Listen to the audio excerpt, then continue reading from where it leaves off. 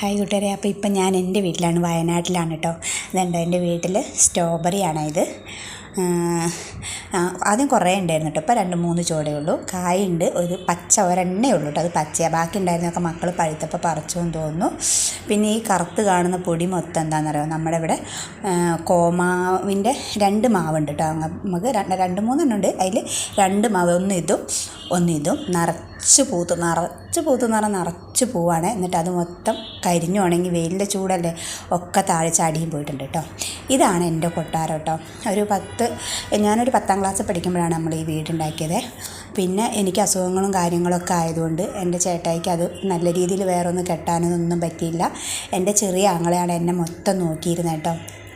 അപ്പോൾ എനിക്ക് ഹാർട്ടിന് കംപ്ലൈൻ്റ് ഉള്ളത് കൊണ്ട് ആ സമയത്ത് നമുക്ക് വേറെ കാര്യങ്ങൾ, പൈസ, സ്ഥലം അങ്ങനെയൊന്നുമില്ല. അന്നൊന്ന് കൂലിപ്പണി എടുത്താൽ നമുക്ക് കഴിയാത്രേ ഉള്ളൂ. അപ്പോൾ എൻ്റെ ആങ്ങളയ്ക്ക് കിട്ടുന്ന പൈസ മൊത്തം എനിക്ക് മരുന്ന് വാങ്ങാനും എന്നെ ഹോസ്പിറ്റലിൽ കൊണ്ടുപോകാനും അങ്ങനെയുള്ളതിനെ ഉണ്ടായിരുന്നുള്ളൂ കേട്ടോ. അത് കഴിഞ്ഞപ്പോൾ പിന്നെ എന്നെ കെട്ടിച്ചു വിട്ട് പ്രസവം അങ്ങനത്തെ കാര്യങ്ങളൊക്കെ നോക്കി. അത് കഴിഞ്ഞപ്പോഴേക്കും എനിക്ക് വീണ്ടും അസുഖം വന്നു, ഓപ്പറേഷൻ. അപ്പോൾ അതിന് കുറേ പൈസ ചിലവായി. അത് മൊത്തം എൻ്റെ ഈ ചെറിയ ആങ്ങളെയാണ് എടുത്തത്. അപ്പോൾ എന്താ പറയുക, എൻ്റെ ദൈവമാണ് എൻ്റെ ചെറിയ ആങ്ങള കേട്ടോ. അപ്പോൾ ആങ്ങളയ്ക്കെന്ന് പറഞ്ഞിട്ട് ഒന്നും ആങ്ങളയ്ക്ക് ഉണ്ടാക്കാൻ പറ്റിയിട്ടില്ല. ഇതുവരെ വീട് പോലും നന്നാക്കാൻ പറ്റിയിട്ടില്ല. ഇത് എൻ്റെ ആങ്ങളയുടെ ചെറിയ മോളാട്ടോ. ആങ്ങളയ്ക്ക് 3 മക്കളാണ്. മൂത്തത് മോന്, പിന്നെ 2 പെൺപിള്ളേരാട്ടോ. അതിൽ ചെറിയോളാണിത്. മൂത്തവർ 2 മോൻ +2 കഴിഞ്ഞു, മോള് +1 പഠിക്കുന്നു. പിന്നെ ഇത് അതാണ് എൻ്റെ അമ്മ. ഞങ്ങൾ എൻ്റെ ചേച്ചീൻ്റെ വീട്ടിലേക്ക് പോവാം കേട്ടോ. ഞാൻ നാളെ തന്നെ തിരിച്ചു പോകും. അപ്പോൾ ചേച്ചീനെയും കൂടി ഒന്ന് കണ്ടിട്ട് പോകാമെന്ന് വിചാരിച്ചിട്ട് ഇറങ്ങിയതാണ്. അപ്പോൾ നമ്മൾ പോണ വഴിക്ക് ഇത് മൊത്തം വയലുകളായിരുന്നു കേട്ടോ. ഞങ്ങളുടെ കുട്ടിക്കാലത്തൊക്കെ ഫുള്ള് നെൽകൃഷിയായിരുന്നു ഇവിടെ. ഇപ്പോൾ ഇതാ മൊത്തം വാഴയാണ്. ഇടവിളവായിട്ട് വാഴ നടുമായിരുന്നു, പക്ഷേ ഇപ്പോൾ ഫുള്ള് വാഴ കൃഷിയായിട്ടുണ്ട് കേട്ടോ. ഏത്തവാഴയാണ് കേട്ടോ. ഇതിൻ്റെ കൂമ്പ് എനിക്ക് ഭയങ്കര ഇഷ്ടമാണ് ഉപ്പേരി വെച്ച് കഴിക്കാൻ കേട്ടോ. അപ്പോൾ നമ്മുടെ അവിടെയൊന്നും അങ്ങനെ, നാട്ടിലൊന്നും അതങ്ങനെ കിട്ടാനില്ല. ഇവിടെ വരുമ്പോൾ കിട്ടും. ഇപ്പോൾ ഞങ്ങൾ എൻ്റെ ചേച്ചീൻ്റെ വീട്ടിലെത്തി. അവിടെ ഞാൻ വീഡിയോ എടുക്കാൻ വിട്ടുപോയിട്ട്, അവരെ കണ്ട ഇതിൽ സന്തോഷത്തിൽ വർത്താനം പറഞ്ഞ് അങ്ങനെ നിന്നപ്പോൾ വീഡിയോ എടുക്കാൻ വിട്ടുപോയി. അത് കഴിഞ്ഞപ്പോൾ മോൻ വന്നിട്ടില്ല. മോന് താഴെ അവന് 3-4 പോത്തുണ്ട്. അതിന് വെള്ളം കൊടുക്കാൻ ഇതിനും പോയതാന്ന് പറഞ്ഞപ്പോൾ ഞങ്ങളിന്ന് അവനെ പോയി കണ്ടിട്ട് വരാമല്ലോ വിചാരിച്ച് വീട്ടിൻ്റെ താഴേക്ക് ഇറങ്ങി. താഴ്ഭാഗം മൊത്തം നെൽകൃഷിയാണ്. ഇവിടെ അധികവും കൃഷിയാണ് കേട്ടോ. അത് നെല്ലായിട്ടും വാഴയായിട്ടും കപ്പയായിട്ടും അങ്ങനെയുള്ള കൃഷികളാണ്. അപ്പോൾ ഇത് കണ്ടോ, ഇതിപ്പോൾ കൊയ്ത്തൊക്കെ കഴിഞ്ഞ് മെതിയൊക്കെ കഴിഞ്ഞ് വന്ന് പിന്നെ വൈക്കോല് എന്ന് പറയും, കച്ചിയെന്നും പറയൂല്ലേ ഇതിന്. അത് റോൾ ചെയ്ത് വെച്ചേക്കാണ്. ഇത് വിൽക്കാൻ വേണ്ടിയിട്ട് വെച്ചേക്കാം കേട്ടോ. ഇതുപോലെ അത് അവിടെയുണ്ട്, വിൽക്കാൻ വേണ്ടി അടുക്കി വെച്ചതാണ്.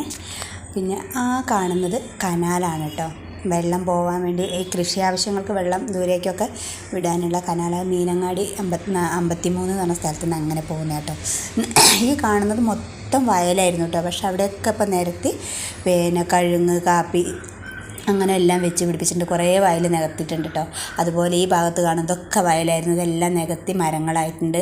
അവിടെ വീട് വന്നിട്ടുണ്ട്. ഇവിടെ ഒരു വീട് വന്നിട്ടുണ്ട് കേട്ടോ. ഇത് ഈ സൈഡിലൊരു വീടുണ്ട്, അത് എൻ്റെ മോൻ്റെ കൂട്ടുകാരൻ്റെ വീടാണ്. അവരതായിരുന്നു ഈ കാണുന്ന മൊത്തം ഏരിയ. ഈ സൈഡിൽ അവർ കുറേ വിറ്റു, ബാക്കി ഇപ്പോഴും അവർ തന്നെ കേട്ടോ. അപ്പോൾ അവരെ സ്ഥലം മോന് പാട്ടത്തിനെടുത്തിട്ട് അതിൽ ഇഞ്ചി, ചേന, ചേമ്പ്, അതുപോലെ വാഴ ഒക്കെ നടും. പിന്നെ ഇതുപോലെ കന്നുകാലീനെ വളർത്തുക. അവന് കൃഷിയോട് ഭയങ്കര താല്പര്യം, അതുപോലെ മൃഗങ്ങളെ വളർത്താനൊക്കെ ഭയങ്കര താല്പര്യം കേട്ടോ. കാരണം അവൻ ചെയ്യുന്ന പണി പറഞ്ഞാൽ വയറിങ്ങും പിന്നെ അലുമിനിയം ഫാബ്രിക്കേഷൻ്റെ പണിയാണ് പഠിച്ച് ചെയ്യുന്നത്. അതിൻ്റെ ഒരു ഷോപ്പ് അവനവിടെ താഴെയിട്ടിട്ടുണ്ട്. അതിൻ്റെ ഇടയിൽ കൂടെ ഇതും ചെയ്യും കേട്ടോ. അവൻ ഇങ്ങനത്തെ കാര്യങ്ങളോടൊക്കെ ഭയങ്കര താല്പര്യമാണ്. അപ്പോൾ അവൻ അതിന് വെള്ളം കൊടുക്കാൻ പോയതുകൊണ്ട് ഇനി അവനെ കാണൂല. ഞങ്ങൾ അവിടെ നിന്നിട്ടുണ്ടെങ്കിൽ ഞങ്ങളിപ്പോഴത്തെ ഒരു 7 മണി 7:30 ആകുമ്പോഴേക്കും പോകും. അപ്പോഴേക്കും ഓൻ എന്തായാലും കയറി വരില്ല. അപ്പം ഞാൻ വിചാരിച്ചിരുന്നു അവൻ്റെ അടുത്തേക്ക് ചെന്ന് അവനെ കണ്ടിട്ട് പോരാലോ എന്ന് വിചാരിച്ചിട്ട് ഇറങ്ങിപ്പോകുന്നതാട്ടോ. ഇതുണ്ട്, അവിടെയൊക്കെ നിറച്ച് കഴുങ്ങൊക്കെ വെച്ച് പിടിപ്പിച്ചിട്ടുണ്ട്. അപ്പോൾ അതുകൊണ്ട് എന്ത് ഭംഗിയല്ലേ ഇങ്ങനെ വാഴാണ്. ഞങ്ങളുടെ കുട്ടിക്കാലത്ത് എന്ന് വെച്ചാൽ ഞങ്ങൾ ഈ സമയമായി കഴിഞ്ഞാൽ പിന്നെ ഫുള്ള് ഞങ്ങളുടെ അധീനതയിലാണ് വയൽ മൊത്തം. ഫുള്ള് കളിയാണ്, കള്ളനും പോലീസ്, സാറ്റ്, അങ്ങനെ ഓരോ ഇതിനുമായിട്ട് വയൽ നമ്മൾക്ക് കിട്ടുന്നതാണ്. ഇത് കണ്ടോ മക്കൾ ഓടിക്കളിക്കുന്നത്. അത് കണ്ടപ്പോൾ എനിക്കും ഭയങ്കര കൊതി. അപ്പോൾ ഞാനും ഇറങ്ങി കേട്ടോ വയലിലേക്ക്. അല്ലെങ്കിൽ ഈ വരമ്പോൾ കൂടെ അങ്ങനെ നടക്കാം. പക്ഷേ ഓരോ കളിക്കുന്നുണ്ടപ്പോൾ ഞാൻ എൻ്റെ കുട്ടിക്കാലത്തേക്ക് പോയി. കുട്ടിക്കളി ഇപ്പോഴും മാറിയിട്ടില്ല. അതുകൊണ്ട് ഞാനും അവരുടെ കൂടെ ഇറങ്ങിയതാട്ടോ. ഇതിലേക്ക് കുറച്ചും കൂടെ അങ്ങ് പോകണം. പിന്നെ മോൻ്റെ അടുത്തേക്ക് അതാ കാണുന്ന ഇതൊക്കെ തെങ്ങും കഴുങ്ങൊക്കെ നിൽക്കുന്ന അവിടെ ചെല്ലണം. അവിടെ ഉണ്ടോ വെളുത്തൊരു ചെറിയൊരിത് കാണുന്ന അവിടം വരെ ചെല്ലണം കേട്ടോ. അവിടെയാണ് പോത്തിനെ കെട്ടുന്നത്. കാരണം നമുക്ക് അവിടെ സ്ഥലം കുറച്ചേ ഉള്ളൂ. അവിടെ ഇങ്ങനെ കുറേ വീടുകൾ അടുപ്പിച്ചടുപ്പിച്ച് വീടുള്ളത് കൊണ്ട് അവിടെ സ്ഥലമില്ല. അപ്പോൾ അവൻ്റെ കൂട്ടുകാരൻ്റെ സ്ഥലത്ത് അവർ കെട്ടിക്കോളാൻ പറഞ്ഞിട്ട് ഇവിടെയാണ് കേട്ടോ. ഇത് ഒന്ന് എൻ്റെ ചേച്ചിയുടെ മോൻ്റെ മോളാട്ടോ, രണ്ടാമത്തെ മോളാണ്. മറ്റേത് എൻ്റെ ആങ്ങളുടെ ചെറിയ കൊച്ചു കുക്കു. ഞങ്ങൾ 3 പേരും കൂടിയാണ് വന്നത്. അപ്പോൾ അതാ അവൻ്റെ അടുത്തേക്ക് എത്താനായി. അവന് കന്നുകാലിക്കുള്ള വെള്ളവും പരുത്തിക്കുരു ഇതൊക്കെ കൂടെ വേവിച്ചിട്ട്, പുളിങ്കുരുവോ അങ്ങനെ എന്തൊക്കെയോ വേവിച്ചിട്ടാണ് അതുങ്ങൾക്ക് കൊടുക്കുന്നത്. അപ്പോൾ അതൊക്കെ വേവിക്കുന്ന പരിപാടിയിലാണ്. അവന് പനിയാന്ന് പറഞ്ഞിട്ട് വന്നതാട്ടോ ഞാൻ കാണാൻ. അവന് ഭയങ്കര നെഞ്ഞുവേദനയും പനിയാന്നൊക്കെ പറഞ്ഞിട്ട് എത്ര വയ്യെങ്കിലും അതൊന്നും കാര്യമാക്കില്ല. ഇതുങ്ങൾക്ക് തിന്നാൻ കൊടുക്കാതിരിക്കാൻ പറ്റില്ല. പിന്നെ ഇതുങ്ങളെന്ന് പറഞ്ഞു കഴിഞ്ഞാൽ എൻ്റെ ചേച്ചിക്കോ ഏട്ടനോ ഒന്നും ഇതുങ്ങളെ പിടിച്ച് കെട്ടാൻ കഴിയില്ല കേട്ടോ. കുഞ്ഞതിൽ അവർ നോക്കുമായിരുന്നു. ഇപ്പോൾ ഇവർ നല്ല മുറ്റ ആൾക്കാരായിട്ടുണ്ട് 4 പേരും. അപ്പോൾ അവർക്ക് പിടിച്ചാൽ കിട്ടില്ല. പിന്നെ ഒരു പറഞ്ഞാലും ഇവരനുസരിക്കില്ല. ഇവനില്ലെങ്കിൽ ഒരു സമ്മതിക്കില്ല കേട്ടോ. അതുകൊണ്ട് ഇവൻ തന്നെ വേണം അവർക്ക് വെള്ളം കൊടുക്കാനും അഴിച്ചു കെട്ടാനും നോക്കാനൊക്കെ. ഞാൻ ഇവിടെ നിന്ന് കാട്ടിത്തരാം കേട്ടോ. കാരണം എനിക്ക് ആൾക്കാരെ ഭയങ്കര പേടിയാണ്. ചെറുപ്പത്തിൽ നമ്മുടെ അവിടെ വീടിൻ്റെ അടുത്തുള്ള അവരെ വീട്ടിൽ 2 പോത്തുകളുണ്ടായിരുന്നു. അവർ പണ്ടൊക്കെ എന്ന് പറഞ്ഞു കഴിഞ്ഞാൽ ട്രാക്ടറൊക്കെ വരുന്നതിൻ്റെ മുന്നേ പോത്തുകളെ കെട്ടി കലപ്പ കെട്ടിയിട്ടാണല്ലോ നില ഉഴിയുക. അവർക്ക് 2 പോത്തുണ്ടായിരുന്നു അങ്ങനെ ചെയ്യാൻ. അതിൽ ഭയങ്കര സാധനമായിരുന്നു ഒരു പോത്ത്. ആളെ കണ്ട ഓടിച്ചിട്ട് കുത്തും. അങ്ങനത്തെ ഞങ്ങൾക്കിത് അറിയത്തില്ലായിരുന്നു. ഒരു ദിവസം ഞങ്ങളായിരുന്നു നിങ്ങളെ നടന്നു പോകുമ്പോൾ ഇതുങ്ങൾ ഞങ്ങളെ കുത്താനും ഓടിച്ചിട്ട് ഞങ്ങൾ ജീവനും കൊണ്ട് ഓടി. ഞങ്ങൾ വിചാരിച്ച അന്ന് ഞങ്ങൾ തീർന്നെന്ന്.